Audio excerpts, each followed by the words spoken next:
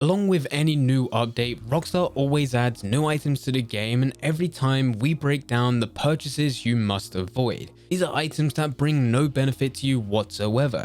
Some of the best purchases to be made will be included within a future video. These are purchases that do bring a benefit, either it being financially, unlocking more content, or just making yourself feel good. But today we're not going to be looking at any of that. Instead, we're going to be looking at the purchases that you must avoid. And by avoiding these types of items, you can save your money, save your gold, and put it into other items which will give you a better return and give you a much better experience within Red Dead Online. These are purchases that you must avoid from the Blood Money update.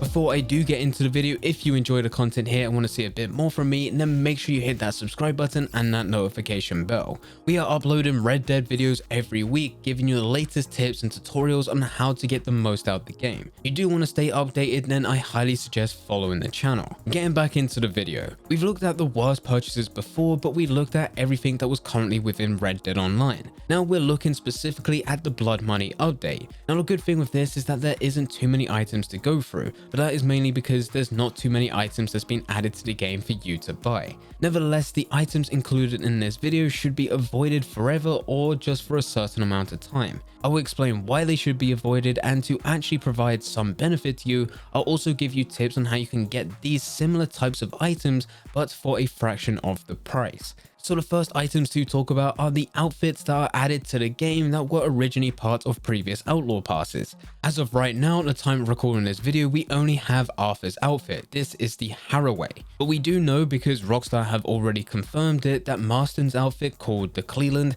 Bill Williamson's outfit called Dedham outfit, and also Javier's Zapatero outfit will all be added to the game. And the reason that you want to avoid this is because of the price tag that comes with it. Arthur's outfit, which is already within the game, you can go and buy this at Madame Nazar's shop, is worth 52 gold bars, which is an absolutely insane price tag. But despite it being 52 gold bars, I know there are going to be players that buy into this mainly for the bragging rights. This is how a lot of different game companies out there use different cosmetic items as a way to monetize their game. Those that can afford to buy into this content will happily buy into it and then use the rest of their time to gloat and brag that they managed to go and buy the most exclusive items within the game. The only thing here is that Arthur's outfit isn't the most exclusive item within the game, and it's also the same with the other outfits that will be added. All of these outfits have been added to the game before as part of different Outlaw passes, which means at the 52 gold bar price tag, it's not actually worth it, because a lot of players that are currently playing the game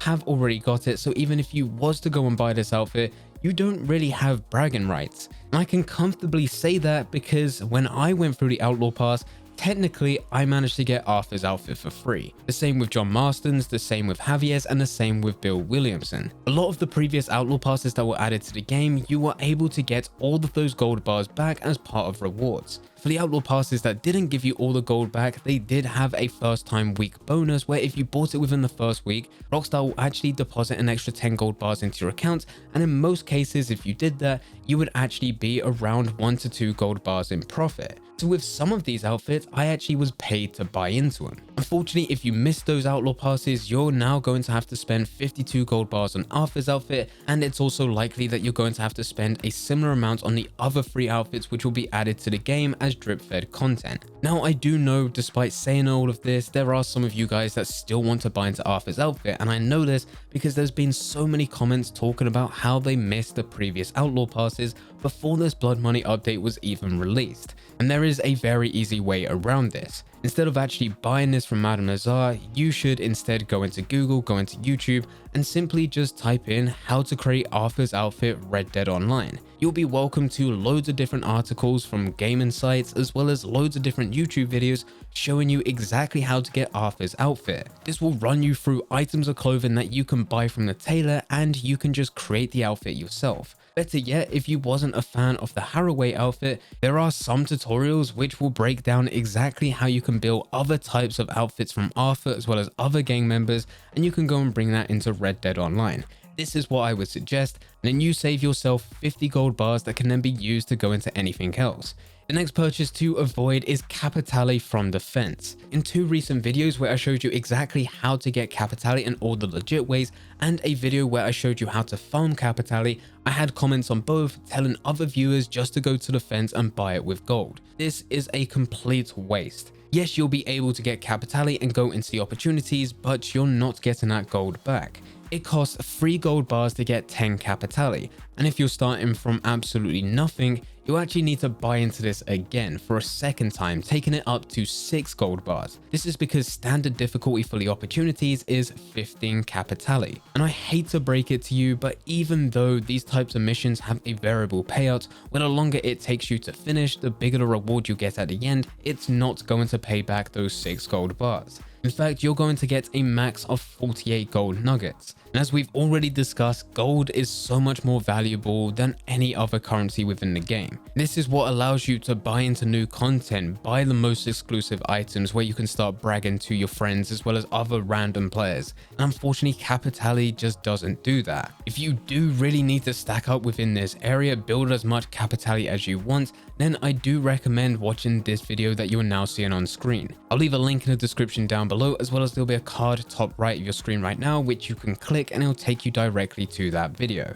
This video shows you a currently working legit way in which you can farm Capitale. It's very simple, just go into a blood money mission, find a lockbox. As soon as you loot that lockbox, you have a chance of getting Capitale. And once it's looted, you'll just press pause, go down to online, select free roam and find a completely new lobby just to go through this all over again. It does take some time, but at the end of the day, it's free. When you do finally go into an opportunity mission later, you will be making profit. The third purchase that you must avoid is the hired gun kit. This is something that can be bought from the fence at 5 gold bars. It will give you Capitale, ammo, consumable items, and a free bandana.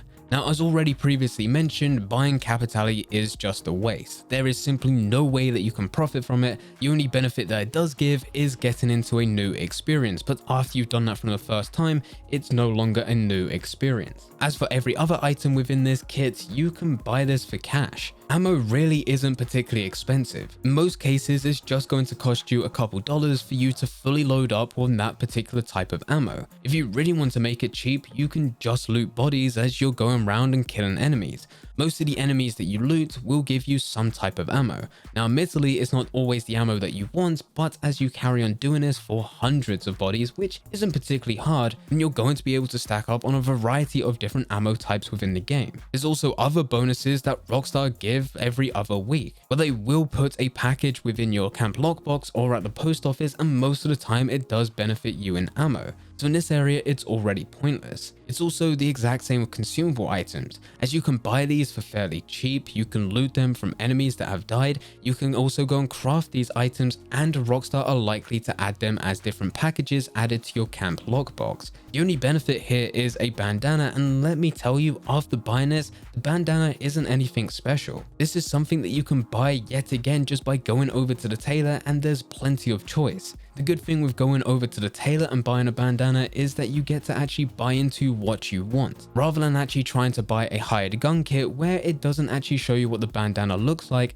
It just advertises Capitale consumables and ammo as the selling point, and you can only see the bandana once you've actually purchased into this kit. All in all, really not a purchase that anyone should be making. Even if you are someone that's rich within the game, this is just a waste of gold. And the final item for this video is something that I wasn't going to include, but there's been a lot of players talking about it, and most agree that this is a waste of money. This is the Pacific Union cap. Now, as you can see on screen right now, I'm actually at Madame Nazar's shop and I can see this hat. But for some of you guys that are watching, unfortunately, if you go over to Madame Nazar, you might not have it. This is because it's an unlockable item. You must go through the Covenant Emerald on Ruthless difficulty, actually successfully complete this, and then you'll be able to unlock the purchase once you go to Madame Nazar.